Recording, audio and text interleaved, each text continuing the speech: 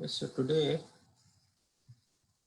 I believe we are discussing verse number 57 from chapter 18. The concluding chapter. So I'll chant and you all can follow along. चेतसा सर्वकर्माणि चेतसा सर्वकर्माणि मयि सन्न्यस्य मत्परः मयि सन्न्यस्य मत्परः बुद्धियोगम् उपाश्रित्य बुद्धियोगमुपाश्रित्य मच्चित्ता सततं भव मच्चित्ता सततं भव चेतसा सर्वकर्माणि चेतसा सर्वकर्माणि मयि सन्न्यस्य मत्परः मयि सन्न्यस्य मत्परः बुद्धियोगम् उपाश्रित्य बुद्धियोगमुपाश्रित्य मच्चित्ता सततं भव मच्चित्ता सततं भव चेतसा सर्वकर्माणि चेतसा सर्वकर्माणि मयि सन्न्यस्य मत्परः मयि सन्न्यस्य मत्परः बुद्धियोगम् उपाश्रित्य बुद्धियोगमुपाश्रित्य मच्चित्ता सततं भव मच्चित्ता सततं भव Would someone like to chant? चेतसा सर्वकर्माणि चेतसा सर्वकर्माणि मयि सन्न्यस्य मत्परः मयि मयि सन्न्यस्य मत्परः बुद्धियोगम् उपाश्रित्य बुद्धियोगमुपाश्रित्य मच्चित्ता सततं भव मच्चित्तः सततं भव चेतसा सर्वकर्माणि चेतसा सर्वकर्माणि मयि सन्न्यस्य मत्परः मयि सन्न्यस्य मत्परः बुद्धियोगमुपाश्रित्य बुद्धियोगमुपाश्रित्य मच्चित् सततं भव मच्चित्ता सततं भव चेतसा सर्वकर्माणि चेतसा सर्वकर्माणि मयि सन्न्यासमत्परः मयि सन्न्यस्य मत्परः बुद्धियोगमुपाश्रिय बुद्धियोगमुपाश्रित्य मच्चित्ता सततं भव मच्चित्तः सततं भव चेतसा सर्वकर्माणि चेतसा सर्वकर्माणि मयि सन्न्यस्य मत्परः मयि सन्न्यस्य मत्परः बुद्धियोगम् उपाश्रित्य बुद्धियोगमुपाश्रित्य मच्चित्त सततं भव मच्चित्तः सततं भव चेतसा सर्वकर्माणि चेतसा सर्वकर्माणि मयि सन्न्यस्य मत्परः मयि सन्न्यस्य मत्परः बुद्धियोगमुपश्रित्य बुद्धियोगमुपाश्रित्य मच्चित्तः सततं भव मच्चित्तः सततं भव Okay, synonyms. Chetasa चेतसा by intelligence. intelligence Sarvakarmani, सर्वकर्माणि all kinds of activities. all kinds of activities Mai, मयि unto me. unto me Sanyasya, सन्न्यस्य giving up. giving up Matparaha, मत्परः under my protection. under my under my protection Buddhi Yogam, बुद्धियोगम devotional activities. devotional activities Upashritya, upashritya taking shelter of. taking shelter of Matchitta, machchitta in consciousness of me. in consciousness of me Satatam, satatam satatam 24 hours a day. 24 hours a day Bhava, bhava just become. just Just become. Translation. In all activities, just depend upon me and work always under my protection. In such devotional service, be fully conscious of me. I'll read the translation one more time. In all activities, just depend upon me and work always under my protection. In such devotional service, be fully conscious of me. Purport by His Divine Grace A.C. Bhaktivedanta Swami Srila Prabhupada. Srila Prabhupada ki jai. When one acts in Krishna consciousness, he does not act as the master of the world. Just like a servant, one should act fully under the direction of the Supreme Lord. A servant has no individual independence. He acts only on the order of the master. A servant acting on behalf of the Supreme Master is unaffected by profit and loss. He simply discharges his duty faithfully in terms of the order of the Lord. Now, one may argue that Arjuna was acting under the personal direction of Krishna, but when Krishna is not present, how should one act? If one acts according to the direction of Krishna in this book, as well as under the guidance of the representative of Krishna, then the result will be the same. The Sanskrit word mat paraha is very important in this verse. It indicates that one has no goal in life save and except acting in Krishna consciousness just to satisfy Krishna. And while working in that way, one should think of Krishna only. I have been appointed to discharge this particular duty by Krishna. While acting in such a way, one naturally has to think of Krishna. This is perfect Krishna consciousness. One should, however, note that after doing something whimsically, he should not offer the result to the Supreme Lord. That sort of duty is not in the devotional service of Krishna consciousness. One should act according to the order of Krishna. This is a very important point. That order of Krishna comes through disciplic succession from the bona fide spiritual master. Therefore, the spiritual master's order should be taken as the primary duty of life. If one gets a bona fide spiritual master and acts according to his direction, then one's perfection of life in Krishna consciousness is guaranteed. Namah Vishnu Padaya Krishna Prasthaya Bhutale Srimate Bhaktivedanta Swamini Namine Namaste Saraswati Deva Gaurani Pracharani Nirvishesharanyavadi Paschadhyastaranya. So, this is, as we know, the concluding chapter of the Bhagavad Gita, right?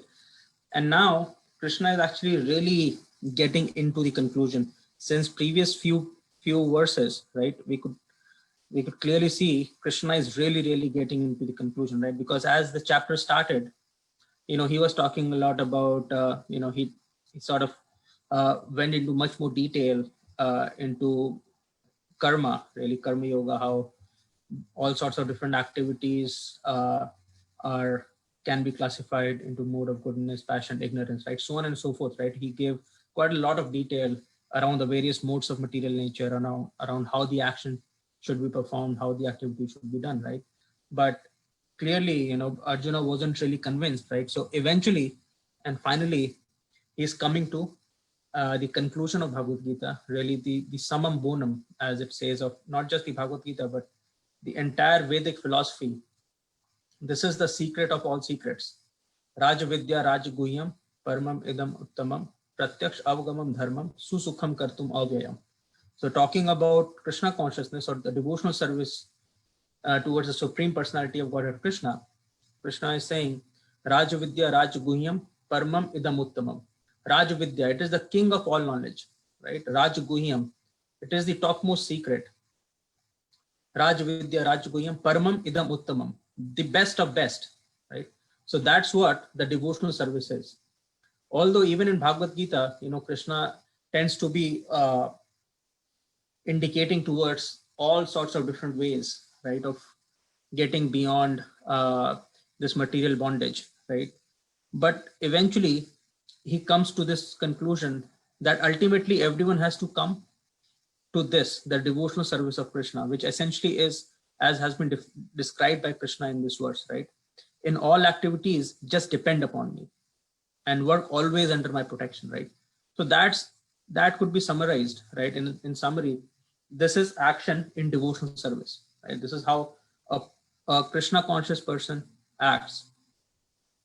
Mat chitta mat gata prana bodhayanta parasparam, right? So while defining the activities of the devotees, how do devotees act, right?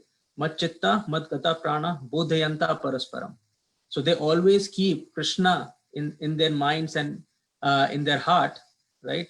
And they keep reminding this fact to each other, right? So all that the devotees do is remembering of Krishna and acting for his pleasure, right? In all activities, the devotees must simply depend upon Krishna. And by doing that, what happens? Krishna provides protection, right? So here actually Prabhupada has highlighted some very, very important points, right? The first part, the first aspect that Prabhupada is highlighting, that a Krishna conscious person, he does not act as the master, but he acts like a servant, right? So servant of whom?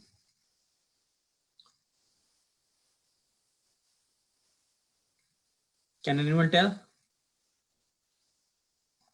Spiritual master. Servant of Krishna.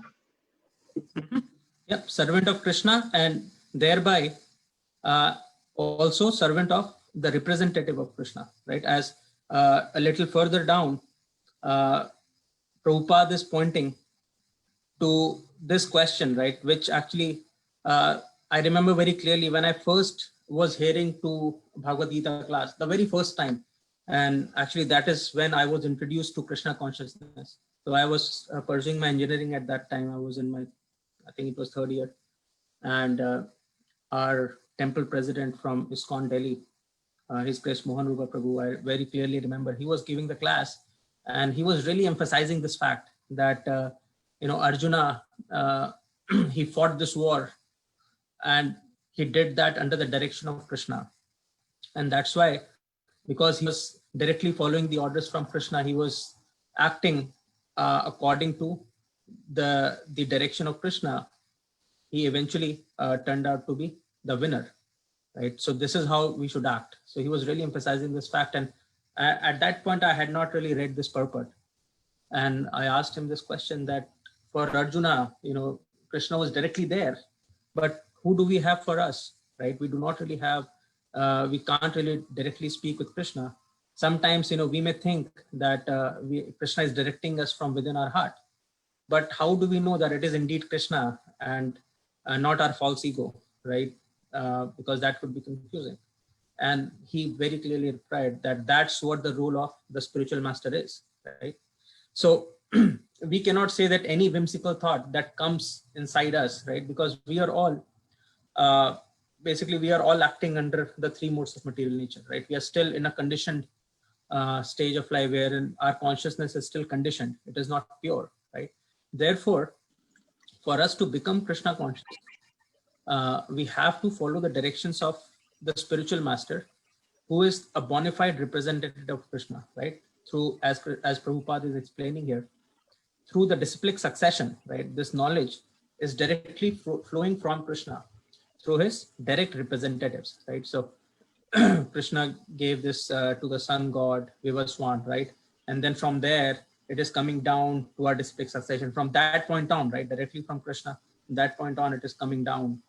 So through this bona fide disciplic succession, for example, my Guru Maharaj learned it from Prabhupada, Prabhupada learned it from Srila Bhaktisiddhanta Saraswati Thakur, he learned it from his Guru Maharaj, so on and so forth, right? So through a disciplic succession, this authentic knowledge is coming, right? And those people, right, these spiritual masters, essentially, they are representing Krishna directly, right? So it's bona fide, not like someone, just out of nowhere, someone comes out and he starts chanting or he starts speaking on Bhagavad Gita, right? There are so many people who you would find, they hold these 7-day saptah, what is called like a week-long discussion or discourse on Srimad Bhagavatam particularly, not so much on Bhagavad Gita, because Bhagavad Gita is hardcore philosophy. So without a bona fide sampradaya, it is impossible for anyone to understand Bhagavad Gita as it is, right? And Srimad Bhagavatam is the same, but because Srimad Bhagavatam, the mode of teaching is more through the pastimes, right? So some people, just sort of spin a very nice story around it, right? They would add a lot of music, a lot of paraphernalia, right? They make it very, very entertaining, essentially, right? It's like an entertainment show. Although they may not be coming in a bona fide spiritual succession. I'm not saying that everyone is like that, but a good number of preachers in these days you would find tend to do that, right? They are not really coming in a disciplic succession.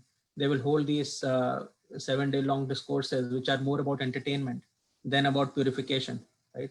So such knowledge actually is dangerous. Actually, it is not just ineffective, but it is dangerous. And Prabhupada gives an example that just like, milk, although milk is extremely nutritious, right? But if it is already touched by a serpent, right, then it becomes poisonous, right? Then instead of making you strong, it can cause a lot of harm. In fact, it can cause you to die, right? So we have to be extremely careful. Who do we receive our instructions from, right?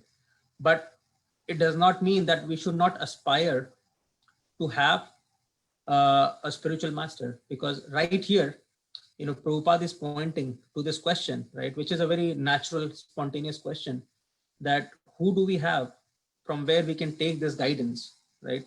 That how should I act, basically, right? There are so many complicated situations that we get into in our day-to-day lives, right?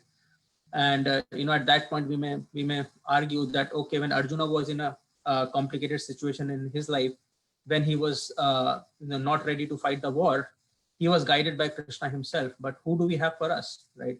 Who tells us that this is what we should do at this point, right? And that's where the role of spiritual master becomes extremely important. And Prabhupada here is highlighting two ways, right? Two things. One, he's saying, is as directed by Krishna in this book right here, and the other is through a living spiritual master, right? So Vapu and Vani, right? There are two aspects of a spiritual master. Vani means the instructions, the teachings that have been provided to us, and Vapu means the physical self of the spiritual master. So both are important, right?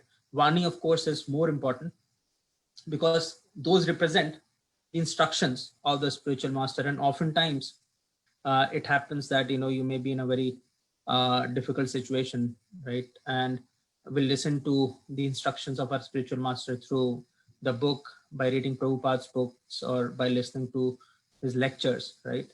And we may find a solution, and we may find a guidance right there. But sometimes, we may need someone physical, right? We may need a physical spiritual master to discuss our situation, and then, so that he can guide us, right? That's where the importance of a living spiritual master comes into play, right? So it's extremely important to have a spiritual master so that someone can guide us in a truly spiritual way. And spiritual master always has the best of our interest in his mind, right? Because he is the pure representative of Krishna, right? And whatever instructions he gives, we should take it in the spirit that they are coming directly from Krishna. That is why one of the 10 offenses is to disobey the instructions of the spiritual master, right? So, but if we do that, right, it leads us to the devotional service of Krishna, right? That is why it is so important for us to depend on it. So that is the other thing that Prabhupada here is highlighting or emphasizing in this verse right here. And initially he was highlighting that how a Krishna conscious person should actually think of himself as a servant instead of a master, right? As Chaitanya Mahaprabhu also says in Sikshastakam, right? We have to act as if lower than a blade of a grass. Trinadapi sunichena tarorapi sahishnuna amanina manadena kirtaniya sadahari. Actually, we can perform the kirtan of Sri Hari in a true sense only when we consider ourselves lower than the blade of grass, through humility, right? In the mode of service. Because if we are not in the mode of service, we are in the mode of a master. What is the difference between master and a servant? Can anyone tell? Although there could be many differences, but I'm thinking more in terms of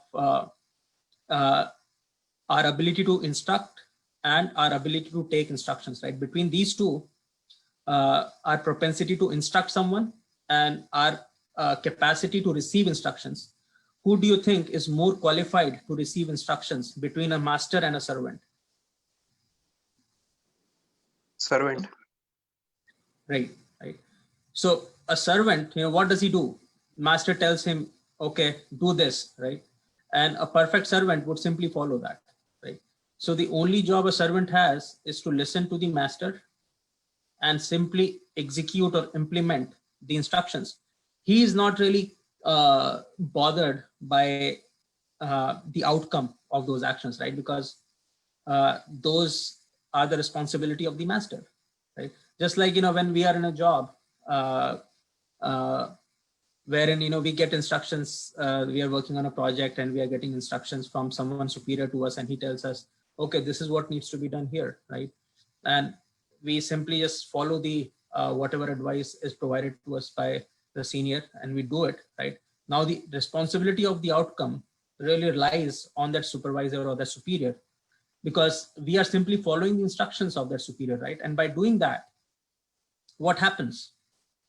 By doing that, what happens, right? And I'll compare it to the other situation, right? On the other side, let's say you are the supervisor, right? And there is a very important choice that you have to make, right? And the outcome will be really, really important for you, right? It can have grave implications if you go wrong, right? In that situation, you act as a master, right? And you have a few servants, or basically not really from a material perspective, because we don't really understand the word servant in its correct context, right? We can say some of our junior colleagues, right? We need to give them the instructions and they will simply follow that instruction, right? And the outcomes will come. But being a supervisor, right, when you do that, and being a junior employee, when you simply follow the orders, who do you think is more anxious?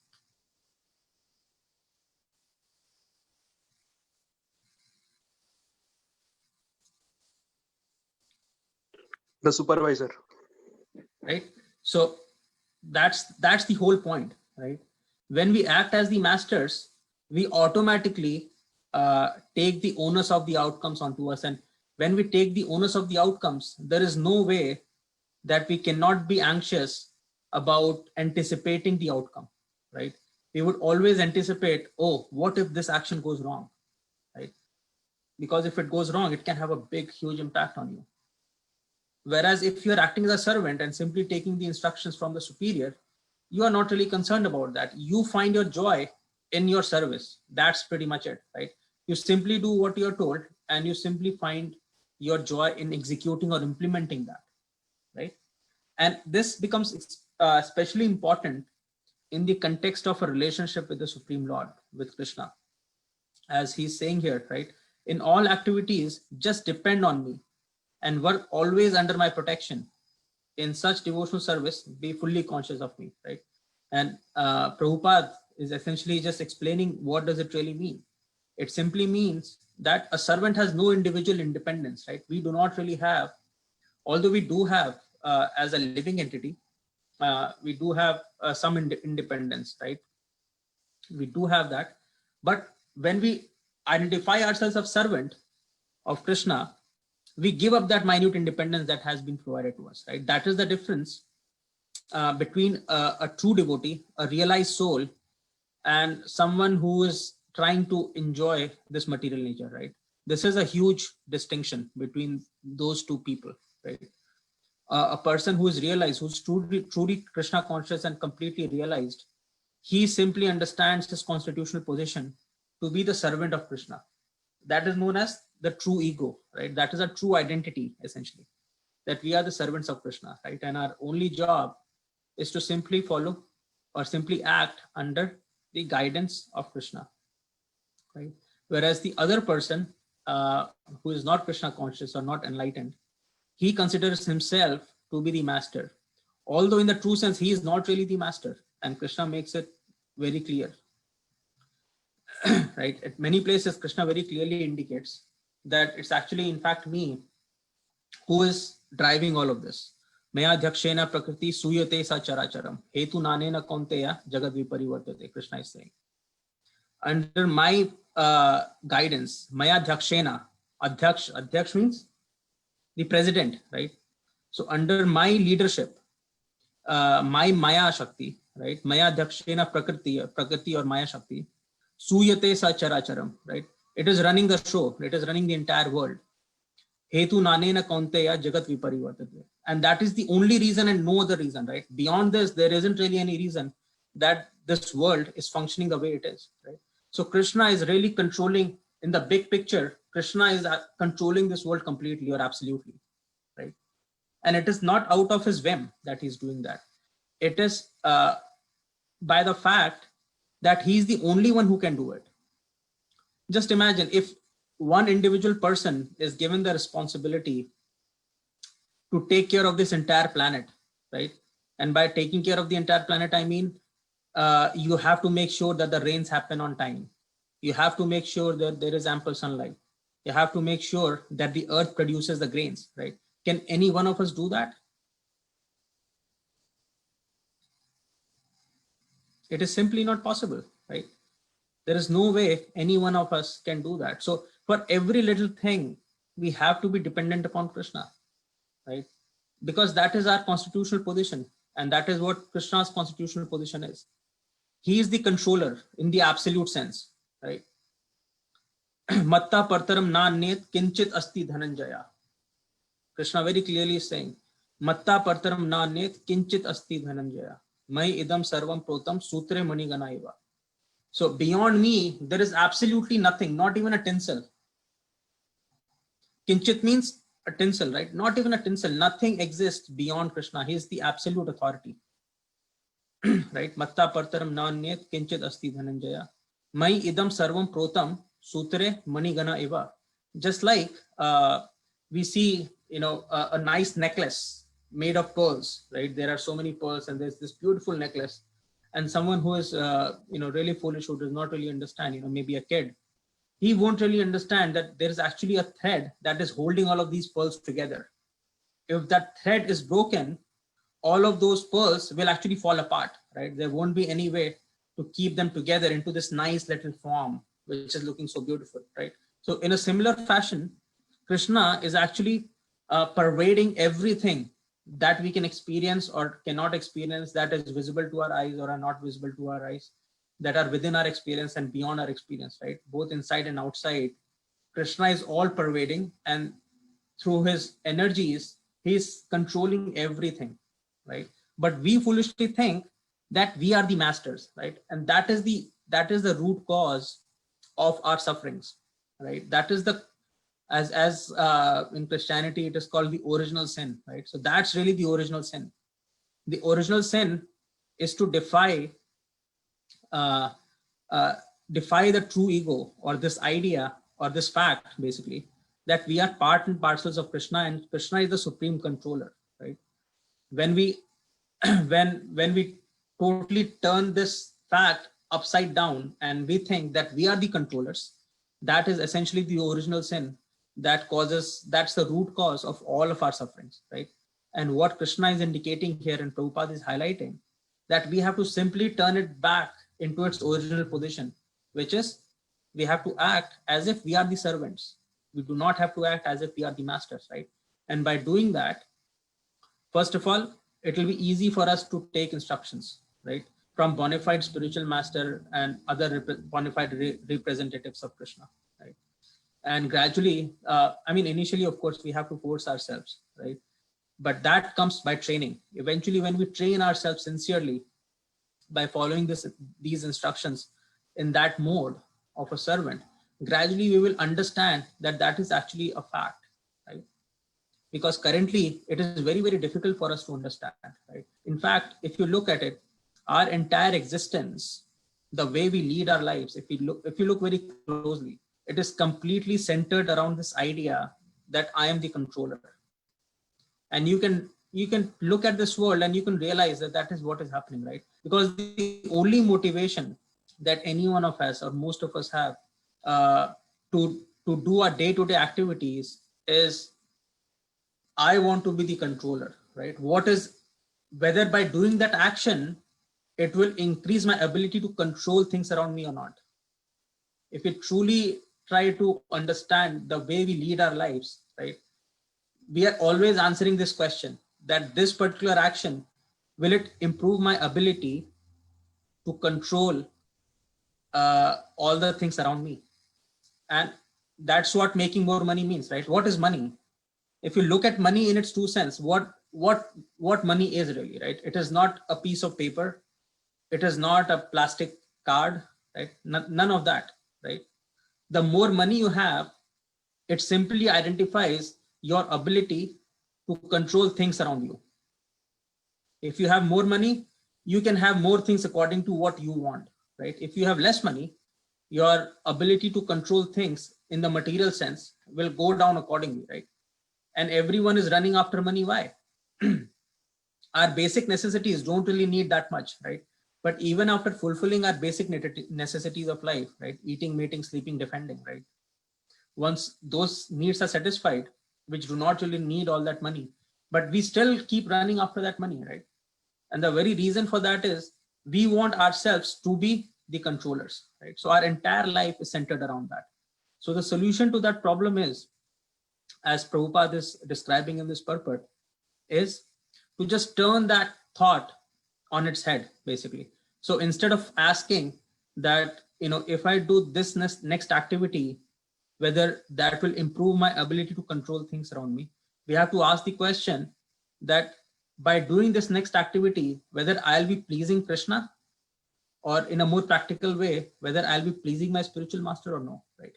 So we have to just switch this question, right? The question that we currently ask is, by doing this next activity, whether it will improve my ability to control things around me, right? That's the current question, the current way of thinking. We have to switch this question when we are about to perform any activity. We have to switch it with, by doing this next activity, whether I'll be pleasing Krishna or my spiritual master or no, right? Just by practicing that, it is a very simple and effective way, but of course not easy, right? It is a very difficult way, but eventually it will come by practice, right? So that is what is being suggested here. So we have to perform our day-to-day activities in that mood, right? It's like a talisman. If we remember this talisman, of course, it is much easier said than done, but eventually that is what will lead us to our perfection, right? To purification. So if we can follow that, and I mean, sometimes there could be situations where there isn't really a clear answer, right?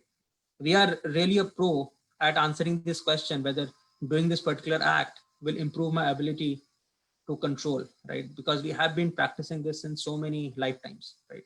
So that is a very natural propensity, not just for humans, but even for animals, right? You would see, even in the animal society, a dog, he tries to control an area, right? Has anyone of us seen that? Especially, people coming from India, we see those dog fights, in lanes. It's so common, right? Usually what happens is, a dog from some other lane enters into that lane, and, this dog doesn't really like it because he's controlling that lane, right? He and some of his buddies, right? And he does not really appreciate anyone else interfering in that, right? So even animals, you would see they do have this controlling propensity. They want to control. Every one of us is looking for that, right?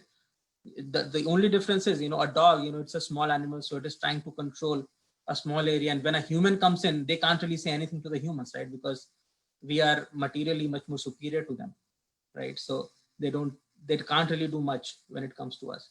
Similarly, since we have a higher level of consciousness, a higher level of intelligence as compared to animals, we are also trying to do the exact same thing, but in a more sophisticated way, right?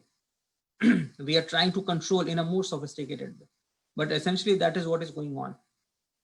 And to get out of that mentality is the outcome of this devotional service, right? And many a times, I have experienced it personally. I'm still struggling with it, and I'm sure many devotees experience that. Gradually, when we are practicing Krishna consciousness, there comes a time where we tend to sort of get this feeling that, tend to get a bit detached from, material enjoyment, right? Or this tendency to give up control. It tries to, as you practice devotional service, that thought comes, right? But it is very difficult to give up that thought, if we just let go, if we just stick to that thought and let it go, gradually what will happen is that anasakti towards material things will turn into asakti towards Krishna, right? So basically what we have to do is we have to let go. The process definitely works. There is no doubt about it, right? If we sincerely chant, if we associate with the devotees, if we read from Bhagavad Gita, Srimad Bhagavatam, and if we listen to the lectures, and if we follow the instructions of our spiritual master, right? There is no way that the process will not work. It 100% works. But what happens is our tendency to let go of the material enjoyment, right? We do not really have that, right? So we really have to push at that point. And that can only happen if we are totally surrendered to the spiritual master. That is the key. So the degree to which we are surrendered to our spiritual master, it will become easier for us to let go, right? To give you an example, if there is a fire in a building, right? There is a big building and there's a huge fire there, right? And let's say you are stuck at the top level of that building, right? You are really not finding any way around it. There is fire all around, right? And then down you see some stranger, right? And he says, okay, you jump and I will catch you, right? I have arrangements down here, don't worry. You jump and I will catch. How many of you will actually jump, right? You know, it's like a 3-4 story building. It's pretty high. This is just this one stranger, right? And he's telling something to you. He's basically saying, look, there is no way outside of this fire. You just take the plunge. How many of us will actually do that? How many of us will actually take the plunge?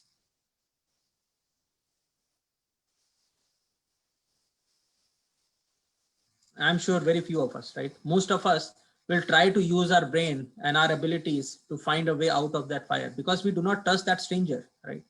But if we switch that stranger with our own father, right? If my own father comes and tells me, okay, you jump, do not worry, son, I've got you covered. I'm here to catch you. I've got complete arrangement. I know for a fact that there is no way outside this fire because many people are dying, right? Our likelihood of taking that plunge increases tenfold at that point, right? Because we trust, we have a sense of surrender towards our father, right? So for us to be able to let go, although we may be in a precarious situation, and to some extent, you know, some of us may realize that this material world is not really the best place to be, right? It is a precarious place to be in, right? But still, it is very difficult for us to let go, right? Because we do not really trust what is there on the other side. And that is why the importance of a living spiritual master with whom we can physically connect and serve, right? Because by doing that, our surrender towards the spiritual master will increase, right? And as the surrender increase, as our attachment to the spiritual master increase, our ability to trust his words also increases many folds, right?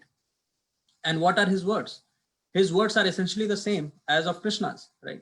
So by doing that, because at this point, we cannot really directly experience Krishna, right? Because we are in a contaminated stage.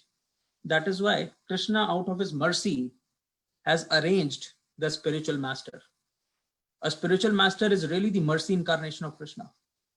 And we have to understand him that way. If we can understand him that way and follow his instructions in that mood, and we can essentially gain that level of surrender towards him, that is the easiest way out of this material misery and back home, back to Godhead.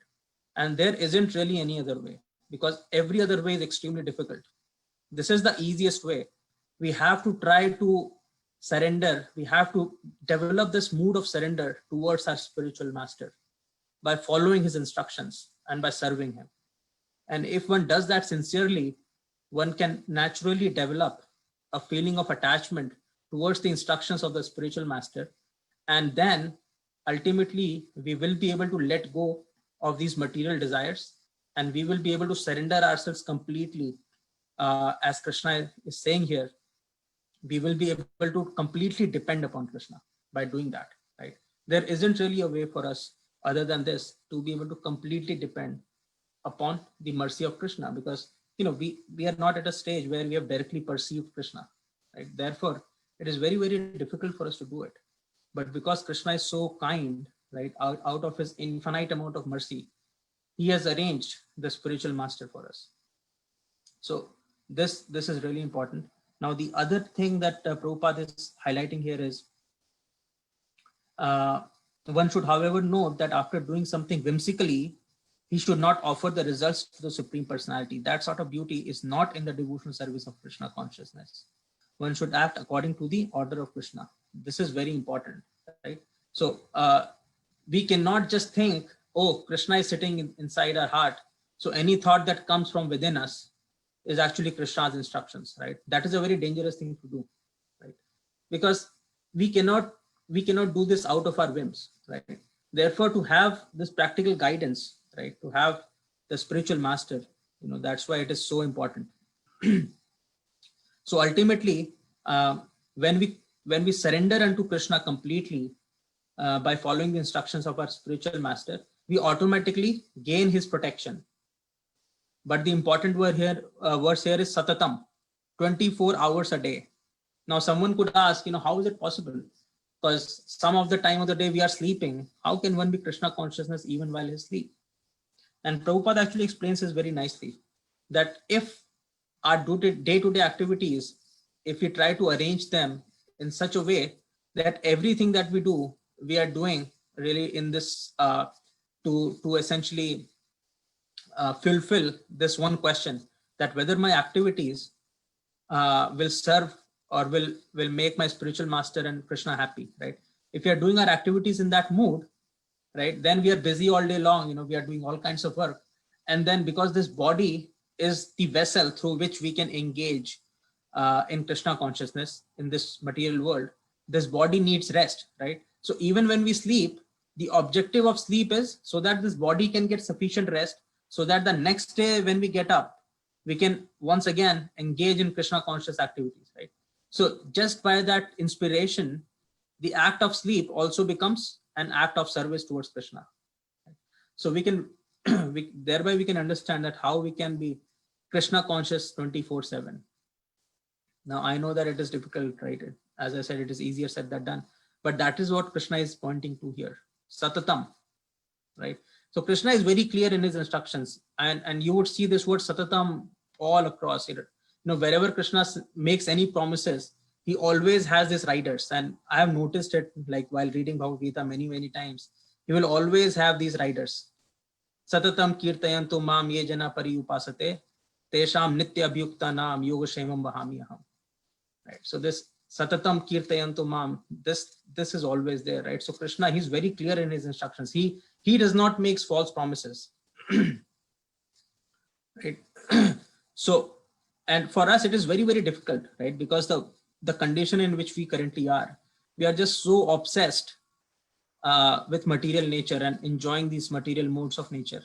It is very difficult for us to even imagine that we can be Krishna conscious 24/7. And that's where the role of mercy comes into play. And that's why Prabhupada in the Purport is highlighting the importance of spiritual master, right? Without his mercy, it is simply not possible. It seems to be too big of a task for us to achieve, right? But by serving spiritual master, by serving the devotees, and by following the process that has been given to us in Krishna consciousness through the disciplic succession, if we sincerely follow that, it becomes easy, right? It becomes available to us. And in fact, at that point, even if for some reason we are not able to 100% completely adhere by this idea of Satatam or 24/7 Krishna conscious, right? Our spiritual master and our disciplic succession actually takes care of it.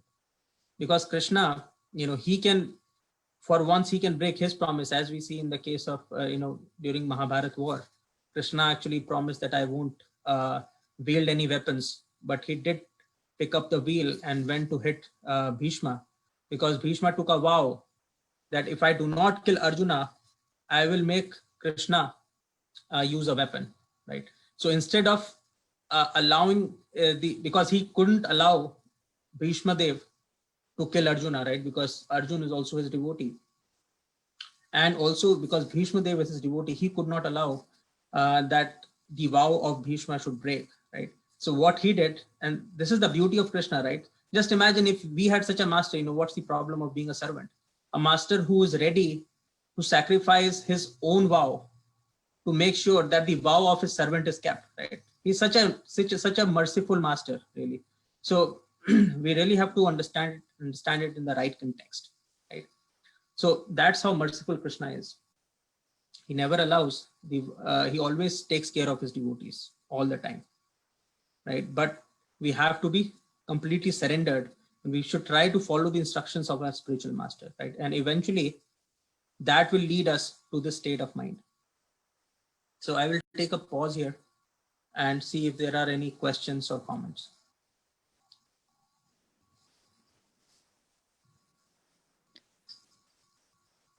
So in the material world, the connotation of master and servant Mhm. has some kind of like a little bit of like a power control, Yes, yes.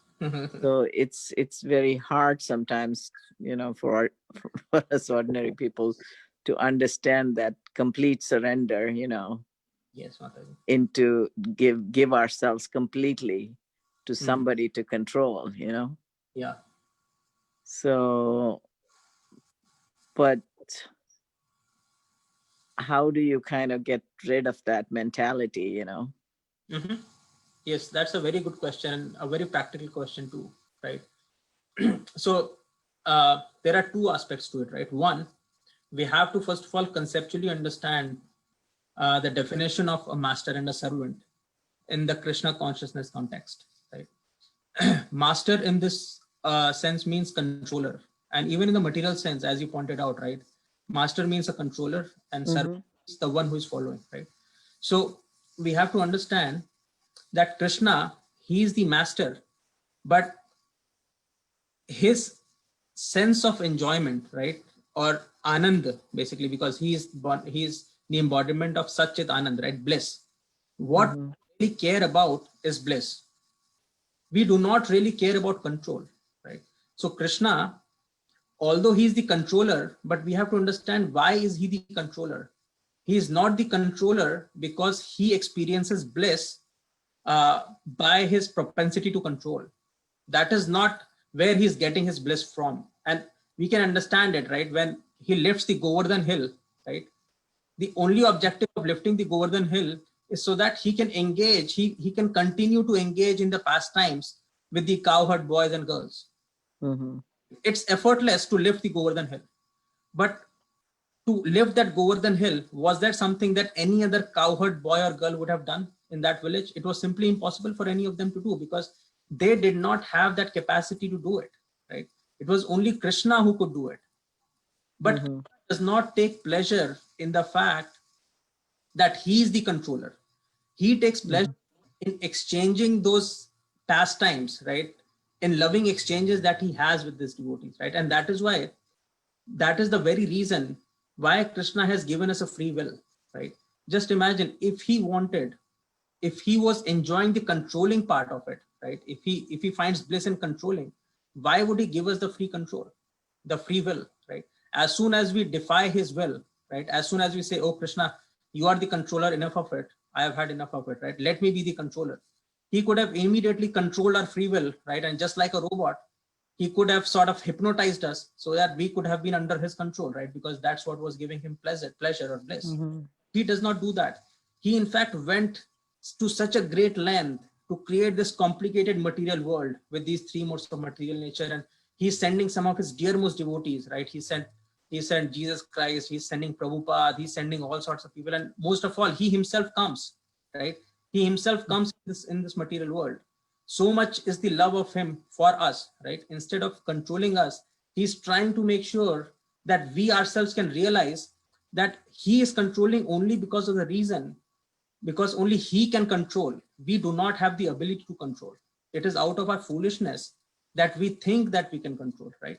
So once we understand this, that there is actually no pleasure in controlling, we will stop looking at the word master as something that is bad, right? So that, yeah, and I think some of the things you said, it seems like almost Krishna takes more pleasure in serving his devotees exactly, rather than controlling his devotees, like you said about Bhishma Dev, he would rather go against his own vow to please Bhishma Dev, exactly, Mataji. Yeah. And and in fact, when someone asked Srila Prabhupada the question, can we see God? Srila Prabhupada says, not only, can we see God, we can control God. Yes. Exactly. Just like, this is the month of Kartik, right? And we chant Damodar Ashtakam, right? Right. Mother It's all Yashoda about was that. going after him with greater speed. Yeah. Right, exactly. So it is all about that Krishna, who is the controller of the whole universe, is not just one, but everything that we can perceive or not perceive, right? He's the Right. controller. And Mother Yashoda is Yeah. serving him like as if he's her little child. Yeah. Right. In fact, if we, when we go through the translation of Damodar Ashtakam, it's just so beautiful, where, basically he's saying that the one with whom everyone is fearful, right? He's controlling the whole world. And we see him shivering by looking at the stick that Mother Yashoda is holding, right? He's just running around. He's scared. Tears are falling from his eyes. He's so scared just with that little stick, with a little gopi running around him, right? And he's bound, right?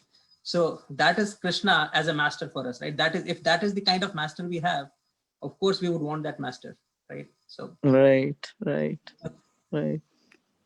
So, I mean, that is Krishna's special mercy, that through his pastimes, he has given us the true meaning of the word master, right? Real master. I mean, the controlling part of it is simply to facilitate this loving exchange between the devotees and Krishna, because that is where the real pleasure is.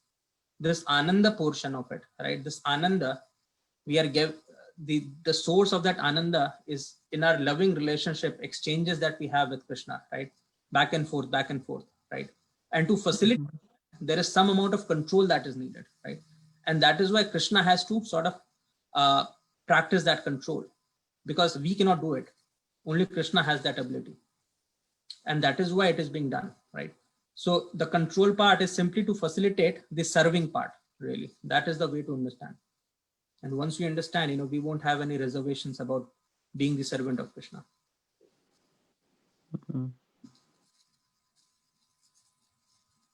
Thank you for that question, Adaji. That was really nice. Hare Krishna, Prabhuji. I would like to share one comment. So that I heard in another ISKCON lecture where we have 4 sampradayas. So as you said, Krishna at a great length, right? He's so loving Father. He ended up creating material world with 3 modes of material nature. And so the comment was even he also, I would say, provided the ways to come back, and these 4 sampradayas, and the way it was, an analogy was, we are like in the dark well at the bottom of the well, and these 4 sampradayas are like 4 ropes that and we have to pick any one of those and go up, but still we are not doing it. So that is how the speaker was explaining that that mercy of Krishna and what different ways he is providing, and still we feel that dark well is my real home. So just wanted to share that. Thank you so much, Prabhuji. That is very nice. A very good example. Makes a lot of sense. Thank you for sharing that. Hare Krishna, Prabhuji. This was a very nice class. I couldn't take my ears off the speaker. I was listening very intently. Thank you. Few things that caught my attention was you gave the example of that dog, that how they also want to control. And you said that they don't like other dogs to come in their area. It's true. And you said that, but if humans come, then they just let them come. But then I was thinking that, but if you go at night, then they will chase you. I've been chased many times, even when I was on a bike or a car, they will try to chase you and drive you away. Yeah, if they find you alone, right? But if you have a stick or something, then they won't. But Prabhuji, to this point, to be very honest, in the corporate world where I work, even I also don't like if somebody come in my area. That's very honest, to be honest. Yeah, no, that happens if we are like, if we think we are a specialist in some area, like from a corporate perspective, and if someone comes and pokes their nose and gives unwanted suggestions and free advice, then we don't like it. And So then We not are even also, suggestion, even they want to poke and try to grab something, then also sometime that's what I experienced. And I said, why I feel even that? It's not even mine. It belongs to a corporate. I am not an owner. Still, have that like a proprietor, like a feeling. And I, territorial. right, yeah, uh, that's very true. Uh, Also, yeah, sorry, go ahead. no, go ahead. No, I was just saying this is a small thing, that verse that you quoted, Rajvidya Rajaguhyam, it is Pavitram Idam Uttamam actually. I think you said Paramam. So Oh, yeah. a Yes. small thing. And also about lifting the wheel that Krishna lifted. So now this actually, many acharyas explain that technically wheel is not a weapon. So Yes, yes. so That- Krishna actually, in a sense, did break his vow, but did not break. It was like a Achinta Bhedabhed kind of a. Yeah. So it is like in the gray area, not completely in the black, not complete in the white. So people may interpret, but many acharyas give that logic that although he broke his vow, but he did not broke his vow. So How did he believing, not break his vow? sorry, How did he not break his vow? because wheel is not a weapon technically. Oh, technically On a speaking. battleground, you never fight with a wheel in your hand, right? Right, So, right. although he picked it up and he did lift something with an intention to attack, but it is like saying that when there is an example that is given, right, that Narad Muni told this snake that don't bite and all, but then Right. Narad Muni said, don't, at least you can show your fangs. It's like Hiss, you can hiss, yeah. Yeah, he said you can hiss, You don't have to bite, but you can hiss. that.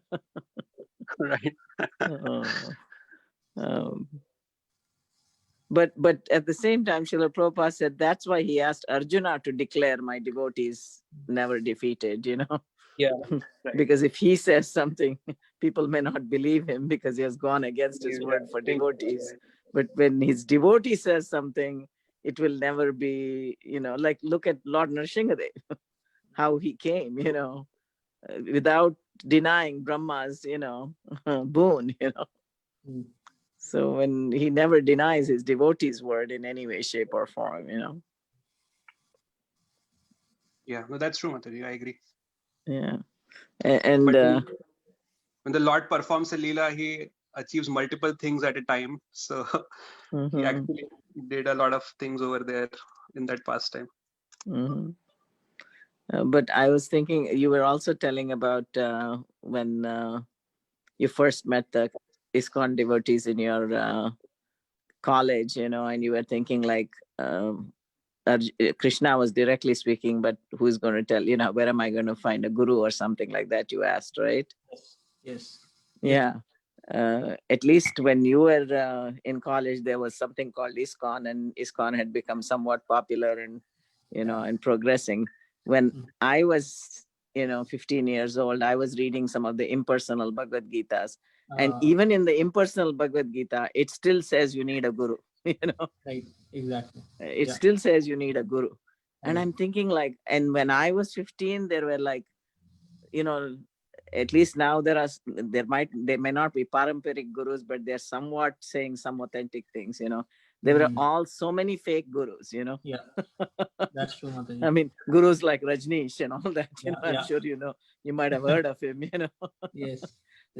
So there were like so many fake, all these Devis, Rama Devi, and all these were the kind of gurus that were around me when I was 15, and I'm thinking like, where in the world am I going to find a guru? Well, Krishna fulfill your desire, Mataji. Exactly. That's what I'm saying. Like even if you have the mildest of desires, it fructifies, when it is a spiritual desire. Absolutely, Mataji. There is no doubt. Yeah. Yeah. Krishna personally looks into it, right? So as you rightly Right. And to be completely honest with you, when I was 15, there is no way in the world I ever thought that I could find any guru because there was no such person around when I was growing up. Right. No, Krishna, Krishna sent Prabhupada, and through that, we are just so fortunate that we got Prabhupada, and we are getting this opportunity to associate with his teachings, right? So this is the best possible chance, essentially, that we have to utilize this mercy and achieve perfection, right? So we should take this very seriously. Mhm. Yeah, Prabhupada gave us so many gurus now. so many bona fide gurus. Yes. Exactly. Yes. Excellent. Okay. I think it's 8:02, so we will conclude here. Thank you all so much for listening to me patiently and for your wonderful questions and comments. Thank you so much, Mataji. Thank you, Prabhuji. Thank you, Hare Krishna, Prabhuji. Thank Hare you. Krishna. Very nice lecture. Yeah. Vancha kalpatarubhya Patarabhasya kripasinubhya cha patitanam pavanebhyo vaishnavebhyo namo namo. Ananta Koti Vaishnava Ki Jai. Srila Prabhupada Ki Jai.